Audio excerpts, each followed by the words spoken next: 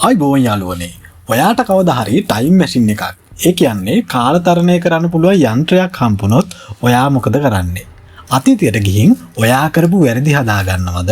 එහෙමත් නැත්නම් අනාගතයට ගිහින් සාර්ථක වෙන රහස හොයා ගන්නවද? කාලයත් එක්ක සෙල්ලම් කරන්න ගිහින් තමන්ගේ ජීවිතේම ලොකුම අමාරුවේ වැටෙන යාළුවෝ දෙන්නෙක්ගේ සුපිරිම කතාවක් තමයි අද අපි අරගෙන ආවේ. මේ තමයි දෙමළ සිනමාවේ බිහි වුණු අතිසාර්ථක සයිෆයි ත්‍රිලර් ෆිල්ම් එකක් වෙන ඉන්ඩෝනේට්ටු නායි. වීඩියෝ එක කොටින්වත් ස්කිප් කරන්න නැතුව බලන්න. මොකද කතාවේ අන්තිමට වෙන දේ ගැන ඔයාට හිතා ගන්නවත් බැරි වෙයි. කතාව පටන් ගන්නේ වර්ෂ 2065 දී. එක විද්‍යාඥයෙක් ටයිම් මැෂින් එකක් හදලා ඒක පරීක්ෂා කරන්න 2015 අවුරුද්දට යවනවා. හැබැයි තප්පර 40කින් ආපහු එන්න ප්‍රෝග්‍රෑම් කරලා තමයි මේ යන්ත්‍රය තියෙන්නේ. ඒ වුණාට මේ යන්ත්‍රය ආයෙන්නේ නැහැ. 2015 දී අපිට ප්‍රධාන චරිත තුනක් මුණ ගැහෙනවා. පළවෙනියා ඉලංගෝ. එයාට හරියට රස්සාවක් නැහැ. එයාගේ පෙම්වතිය අනු සල්ලි තියෙන පවුලක කෙනෙක්. අනුගේ තාත්තා මේ සම්බන්ධයට කැමති නැහැ. දෙවනියා පුලිවෙට්ටි. පුලිවෙට්ටි ආරුමුගම්. එයා ඉලංගෝගේ හොඳම යාළුවා. මිනිහා කරන්නේ ග්‍රහතරු ගැන මුකුත් නොදන්න බොරු ශාස්ත්‍ර කියලා මිනිස්සුන්ව රවට්ටන එක. තුන්වෙනියා පාර්ථසායි. එයා කැඩුණු උපකරණ හදන ගමන් අමුතු දේවල් නිර්මාණය කරන පිස්සු විද්‍යාඥයෙක් වගේ කෙනෙක්. දවසක් රැක ඉලංගෝයි ආරම්භගුණේ පාර යද්දී මෙයාලගේ වාහනේ පාර්ථසායිගේ වාහනේ හැප්පෙනවා. එතකොටම අහසින් අර 2065න් එවපු ටයිම් මැෂින් එක මෙයාලා ඉස්සරහට කඩාගෙන වැටෙනවා. පාර්ථසායි මේක එයාගේ කඩේට අරන් ගිහින් ඒක පරීක්ෂා කරන්න ගිහින් කරන්ට් එක වැදිලා එයා කෝමා වෙනවා. මේකෙන් ප්‍රයෝජනය ගන්න ඉලංගෝයි ආරම්භගුණයි ටයිම් මැෂින් එක හොරකම් කරනවා. මේ යාළුවෝ දෙන්න තීරණය කරනවා මේකෙන් තමන්ගේ ජීවිතේ ගොඩ දාගන්න. ආරමුගම අතීතයට ගිහින් මිනිස්සුන්ගේ නැති වුණු බඩු තියෙන තැන් කලින්ම බලාගෙන ඇවිත් ඒවා තියෙන තැන හරියටම කියලා ලොකු ශාස්ත්‍රකාරයෙක් වෙලා ප්‍රසිද්ධ වෙනවා. අනිත් පැත්තෙන් ඉලංගෝ කරන්නේ අනාගතයට ගිහින් කොටස් වෙළඳ පොලේ වෙනස් වීම කලින්ම දැනගෙන අනෝගේ තාත්තා ඉස්සරහා ඒවා හරියටම පුරෝකථනය කරනවා. මේක දකින්න රාජරත්නම් හිතන්නේ ඉලංගෝ කියන්නේ මාර මොලයක් තියෙන දක්ෂ කෙනෙක් කියලා. ඉතින් එයා අනෝ ඉලංගෝයි අතර කසාදයට කැමති වෙනවා. දැන් යාළුවෝ දෙන්න සල්ලි ආදරය හැමදේම ලබාගෙන ජීවිතේ උපරිම තැනක තමයි ඉන්නේ. හැබැයි ස්වභාව ධර්මයත් එක්ක සෙල්ලම් කරන එක තරම් හොඳ වැඩක් නෙවෙයි. ඒක භයානකයි. දවසක් මෙයාලා අතීතයට ගිය වෙලාවේ මෙයාලගේ අතින් නොදැනුවත්ව පොඩි වෙනසක් වෙනවා.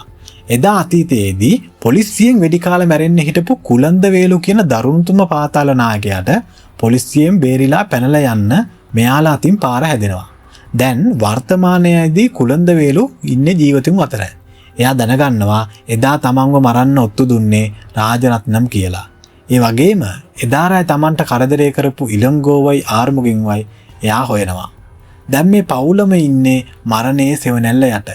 කුලන්දවේගුවෙන් මේ තියෙන තර්ජනය නිසා ඉලංගෝගේ කසාදෙ දින නියමයක් නැතුව කල් යනවා. තමන්ගේ එක පුංචි වැරදීමකින් මුළු ජීවිතේම විනාශ වුණා කියලා මෙයාලට තේරෙනවා. මේක නිවැරදි කරන්න ආපහු අතීතයට ගිහින් කුලන්දවේලුව මරන්න පොලිසියට උදව් කරන්න මෙයා යනවා. හැබැයි එතනදී කුලන්දවේලුගේ වෙඩිල්ලක් වැදිලා ටයිම් මැෂින් එක කැඩෙනවා.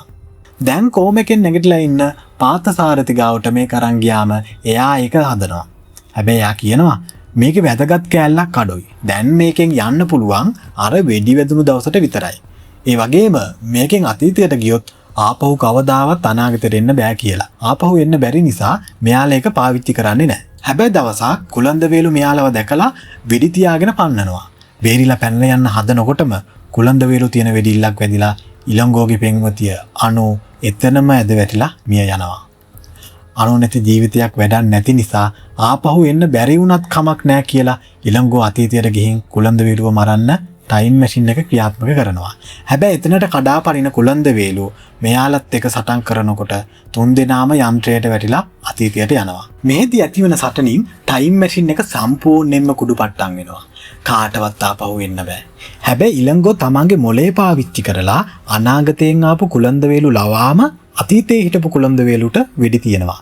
අතීතයේ කෙනා මැරුණු ගමන් පැරබොක්ස් එක නිසා අනාගතයේ කුලන්දවේලුත් සම්පූර්ණයෙන්ම ලෝකෙන් මැකිලා යනවා. අනුගේ ජීවිතයට තිබුණු තර්ජනය දැන් ඉවරයි.